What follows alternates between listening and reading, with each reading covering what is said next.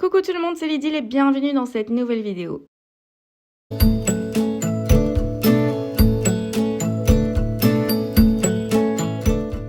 Aujourd'hui, je vous propose d'utiliser la Cameo 5 que j'ai reçue. Et oui, il y a 2 semaines, j'ai reçu la Cameo 5. Je vous ai fait une vidéo, un unboxing avec tous les accessoires que j'avais reçus. Et aujourd'hui, je vous propose de l'utiliser pour la première fois.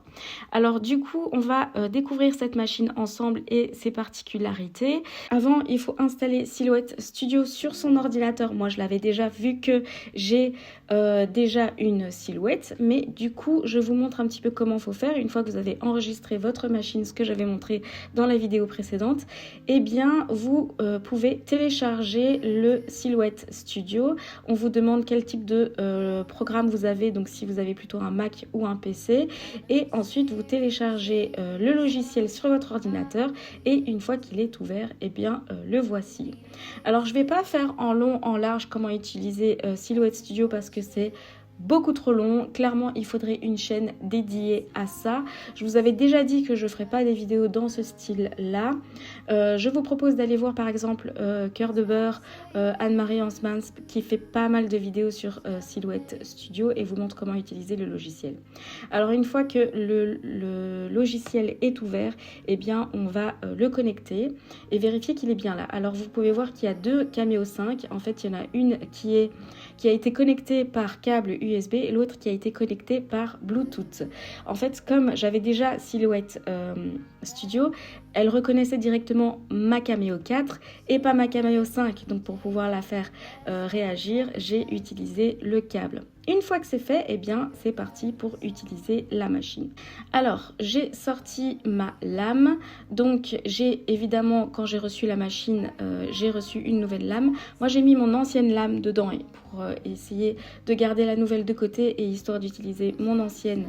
Donc je l'ai enlevée de ma Cameo 4, je l'ai mise ici dans ma Cameo 5 et il y a, donc c'est toujours dans le support numéro 1 pour la lame Auto Blade, donc ça veut dire auto qui est automatique. Donc elle se connecte automatiquement à la machine et se règle via le logiciel.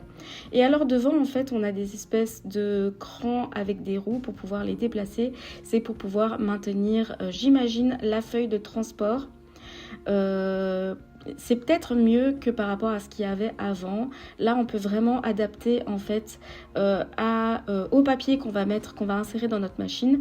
On peut vraiment essayer de mettre les rouleaux adaptés à son support. Alors, je vais mettre en dessous le support qu'on va clipser à ma machine. Donc pour ça, il faut unlocker, donc déloquer les deux petits loquets que vous voyez ici pour pouvoir enlever la petite réglette. Et en fait, on va pouvoir fixer notre support. Donc c'est un support à vinyle de base, mais je trouve qu'il est juste idéal parce qu'avant j'utilisais une règle pour pouvoir maintenir ma feuille de transport bien droite et là plus besoin vu qu'il y aura ça. Donc en fait comme vous pouvez voir il y a des crans au bout de ce support là qui sont exactement identiques à ceux qui sont dans la machine et alors il suffit simplement de les clipser, donc simplement de déposer la machine par dessus et il est maintenu comme il faut.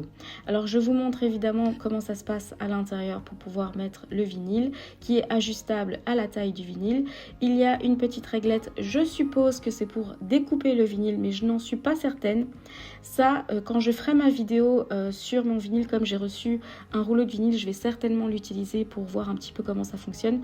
Je vous ferai une vidéo et je vous montrerai vraiment comment utiliser ce support là pour le vinyle, mais moi je l'utilise vraiment pour simplement déposer ma feuille de transport bien droite dans ma machine. J'ai ouvert ma petite bibliothèque pour pouvoir choisir un motif assez simple pour commencer. Comme c'est la première fois que je vais utiliser ma Cameo 5, je commence toujours par un fichier, une petite découpe sur une chute de papier simple. Faites la même chose parce que vous connaissez pas la machine encore, même si vous avez eu comme moi des machines Silhouette, vous savez pas quelles sont les nouveautés encore, donc on va commencer doucement. J'ai décidé de découper des petites étiquettes et je vais faire mes réglages comme d'habitude. Donc je les positionne, je décide d'en découper deux dans ma petite chute de papier. Et alors je vais, donc comme vous pouvez voir, ma Cameo 5 capte tout de suite qu'il y a l'Auto Blade, donc ma lame automatique Autoblade directement dans ma machine. Je règle, donc comme c'est une lame usée, je vais me mettre un peu plus fort, je vais mettre sur épaisseur, donc profondeur 4. Il faut savoir qu'avec les silhouettes, il faut toujours tester avant. Testez toujours et notez en fonction du type de papier que vous utilisez les réglages. Et comme ça, vous êtes sûr de ne plus vous tromper.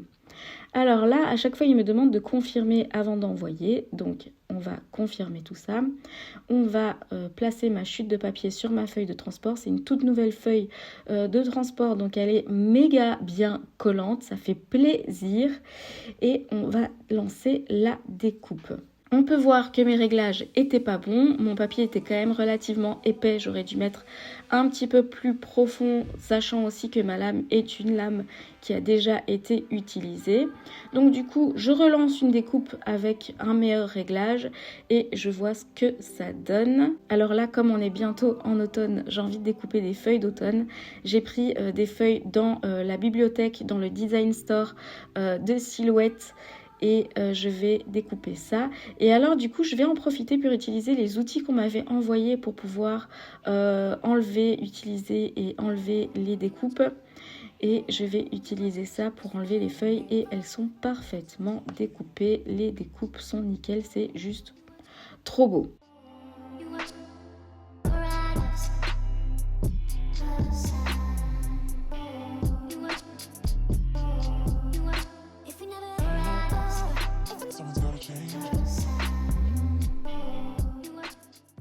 Alors, ce qui va nous intéresser dans cette vidéo, eh bien, c'est le tapis électrostatique. Alors, le tapis est quand même grand, faut se l'avouer, et j'avais pas d'espace dans mon atelier pour pouvoir mettre et le tapis et la machine et pour pouvoir filmer avec un point de vue intéressant. J'étais coincée par rapport à la taille, donc elle tient parfaitement sur mon bureau, mais dans un sens où je ne pouvais pas filmer de manière correcte pour vous. Donc du coup, j'ai redescendu tout dans mon salon, j'ai tout mis sur ma table à manger et je vais filmer ça pour vous. Alors, le tapis électrostatique va se clipser dans un endroit de la machine. Donc je vous ai montré comment enlever le petit loquet donc à l'arrière. Donc c'est simplement, il faut le fixer. Donc vous avez simplement à glisser. Vous voyez qu'il y a un endroit électronique, on va dire, pour pouvoir le clipser sur la machine. Et il suffit simplement de pousser les trois petits crantages que vous voyez contre les trois crantages qu'il y a sur la machine. Et donc on pousse et ça se clipse. Normalement, vous entendez un clic et c'est nickel. Donc, c'est vraiment très facile à clipser le truc dans la machine. Il n'y a vraiment aucune difficulté par rapport à ça.